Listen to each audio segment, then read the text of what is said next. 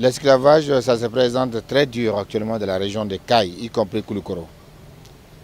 Et précisément dans le milieu soninké. Tout ce qui parle la langue soninké, ouais, c'est vraiment pratiqué.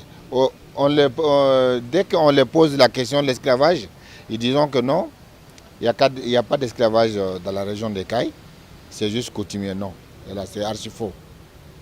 L'esclavage existe à Caille, bel et bien, même ici à Bamako, même à Paris. Parce que ce sont les diasporas maliens, les diasporas soninké qui sont même à Paris, qui pratiquent la même chose. Je suis même victime. En 2019, moi j'étais à Paris. J'ai fait 40 ans à Paris. Et toutes les cotisations des caisses et tout, on participe. Mais depuis que j'ai renoncé de ne plus appeler par esclave, j'ai été exclu de toutes les caisses à Paris.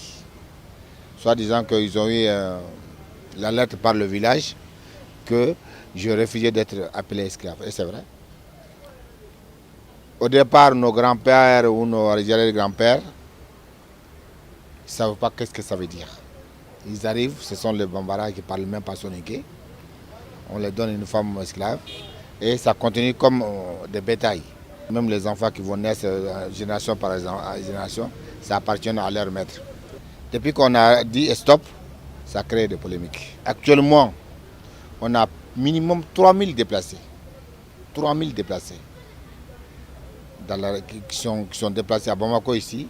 Il y en a au moins 5 familles qui sont à la Cité des Enfants, précisément. La semaine, il y a 10 jours. Il y a 129 déplacés qui sont accueillis par l'État. On les a mis à la Cité des Enfants.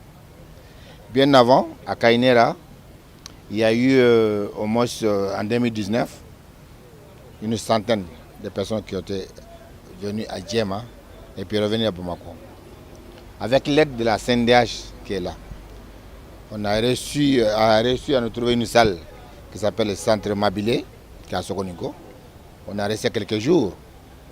Et l'État malien, les ministres et tout ça, ils ont dit qu'on n'a qu'à retourner dans les villages et l'esclavage n'est pas forcé, n'est pas au Mali.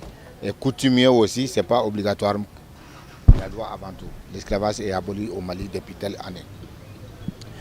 Bon, à ma grande surprise, on nous sommes retournés à Djema. Arrivé à Djema, les gens de Kanera vont à Kanera, les gens qui vont à Djanoumé, ils vont à Djanoumé.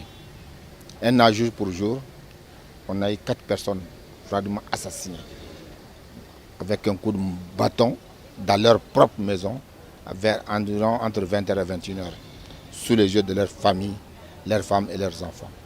Pourquoi? Parce que c'est vous qui dites que vous refusez d'être appelé esclave. Donc, on va mettre fin à vos jours aujourd'hui. On est dans un quel pays? L'esclavage par ascendance, ça veut dire que, parce que moi je suis esclave, c'était mon grand-père, arrière-grand-père qui était déjà esclave. Et ça continue. On est arrivé au XXIe siècle, nous on a dit stop. Parce que pourquoi on avait refusé même d'être ça? Parce que l'esclavage, personne n'accepte d'être esclave. Nous savons quand même au Mali, l'esclavage, ça s'est procuré par le djihad. Il n'y a pas un soninké qui a fait le djihad avec le prophète Mohammed, il n'y a pas. Donc c'est l'esclavage coutumier qui est transformé en esclavage. Ben, nous, on a découvert ça